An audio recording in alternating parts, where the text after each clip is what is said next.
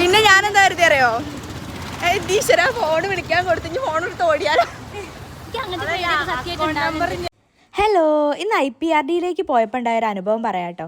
Kunnummal bus സ്റ്റോപ്പിൽ ഞാനും മഞ്ഞയും കൂടിയും പ്രജിനേനെ വെയിറ്റ് ചെയ്തിരിക്കുന്നു. പെട്ടെന്നൊരു ഇത്ത ഓടി വന്നാണ്ട്, മക്കളെ നിങ്ങൾ അക്കൗണ്ടിൽ ക്യാഷ് ഉണ്ടോ, എൻ്റെ മൊബൈൽ ഫോൺ ഒന്ന് റീചാർജ് ചെയ്ത് തരുമോ എന്ന് ചോദിച്ചു. ആദ്യമായിട്ട് കാണുന്നതുകൊണ്ടും ആ താത്താൻ്റെ വെപ്രാളം കൊണ്ടും ഞങ്ങൾ കാര്യം അന്വേഷിച്ചു. സംഭവം എന്താണെന്ന് വെച്ചിട്ടുണ്ടെങ്കിൽ ഇത്തയും ഇത്തേൻ്റെ മക്കളും കൂടെ എവിടെയോ പോയിട്ട് തിരിച്ചു വരികയാണ്. അവരാദ്യമായിട്ടാണ് മലപ്പുറത്തേക്ക് വരുന്നത്. തിരിച്ചു വരുന്ന വഴിക്കാണ് അവരുടെ ഫോൺ എടുക്കാൻ മറന്നിട്ടുണ്ട്. അപ്പോൾ ആ ഫോൺ എടുക്കാൻ അവരുടെ മക്കൾ തിരിച്ച് അങ്ങോട്ട് തന്നെ പോയിട്ടുണ്ട്. ഇത്ത പറഞ്ഞു കോട്ടപ്പടി സ്റ്റാൻഡിൽ വെയിറ്റ് ചെയ്യാം, അവിടേക്ക് മാത്രം വന്നാൽ മതിയെന്ന്. പക്ഷേ ബസ് എടുത്തപ്പോഴാണ് അറിയണേ ബസ് സ്റ്റാൻഡിൽ ബസ് നിർത്തുന്നില്ല. അത് കഴിഞ്ഞ് അടുത്ത സ്റ്റോപ്പിലാണ് ബസ് നിർത്തുന്നത്. ഇതാണ് മക്കൾക്ക് അറിയൂല്ല. വിളിച്ചറിയിക്കാന്ന് വെച്ചിട്ടുണ്ടെങ്കിൽ അവരുടെ കയ്യിലുള്ള ഫോണിൽ കോൾ കണക്ഷൻ കട്ടായിട്ടുമുണ്ട്.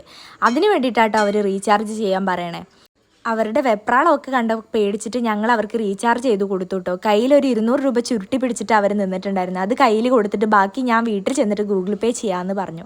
ഇന്ന് IPRDയിൽ ക്യാഷ്വലായിട്ട് കുറച്ച് കാര്യങ്ങളെ നടന്നുള്ളൂ. പക്ഷേ ഈ ഒരു അനുഭവം നിങ്ങളുടെ അടുത്ത് എനിക്ക് പറയണമെന്ന് തോന്നി കേട്ടോ. എല്ലാവർക്കും ഉപകാരം ചെയ്തു കൊടുക്കാൻ നമ്മളെ കൊണ്ട് പറ്റിക്കൊള്ളുന്നില്ല. പക്ഷേ നമ്മളെ കൊണ്ട് പറ്റുന്ന ഉപകാരങ്ങളൊക്കെ എല്ലാവർക്കും ചെയ്തു കൊടുക്കാൻ ശ്രമിക്കുക. വീട്ടിലെത്തിയപ്പോൾ അച്ഛൻ വാങ്ങിയ മീൻ കാട്ടിത്തരുന്നതാട്ടോ ഇത്.